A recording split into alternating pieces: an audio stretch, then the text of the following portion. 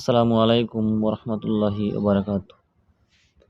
আবু হাজিম রহমতুল্লাহ এর উক্তি। আবু হাজিম রহমতুল্লাহ বলেন, যদি সমস্ত হৃদয়গ্রাহী বিষয়বস্তুকে বর্জন করেও বেহেশত লাভ করা হয়, তাও অতি সস্তাদ্রব্য। সুবহানাল্লাহ। আপনার অন্তরের বিষয়বস্তু, ধরেন আপনার টাকা পয়সা, ফ্যামিলি বা আপনার যত সম্পদ আছে সমস্ত সম্পদ দিয়েও যদি বেহেশত আপনি লাভ করেন তাহলেও সস্তা। আপনি যে সমস্ত জিনিস অন্তর দিয়ে ভালোবাসেন, আপনি যে সমস্ত জিনিস অন্তর দিয়ে ভালোবাসেন, জান প্রাণ দিয়ে ভালোবাসেন, ওই সমস্ত জিনিস দিয়েও যদি বেহেশত লাভ করেন তাহলেও সস্তা। অনুরূপভাবে সমস্ত দুঃখ কষ্ট স্বীকার করিয়াও যদি জাহান্নাম হইতে মুক্তি লাভ করা হয় তাও অতি সস্তা। কেউ যদি আজীবন দুঃখ কষ্ট করে আর এর বিনিময়ে যদি সে বেহেশত লাভ করে, জাহান্নাম হইতে মুক্তি লাভ করে, তাহলে অতি সস্তা।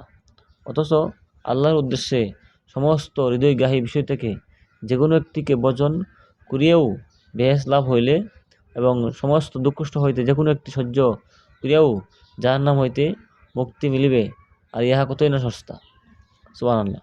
প্রিয় দর্শক, এখানে উনি বলছেন যে সমস্ত দুঃখ কষ্ট সহ্য করিয়া যদি জাহান্নাম থেকে মুক্তি লাভ করা যায় তাহলে সস্তা, এবং সমস্ত অন্তরে জিনিস নষ্ট করিয়া, যেমন টাকা পয়সা ধন সম্পদ যা কিছু আছে সবকিছু ধ্বংস করিয়াও যদি বেহেশত লাভ করা হয় তাহলে সস্তা।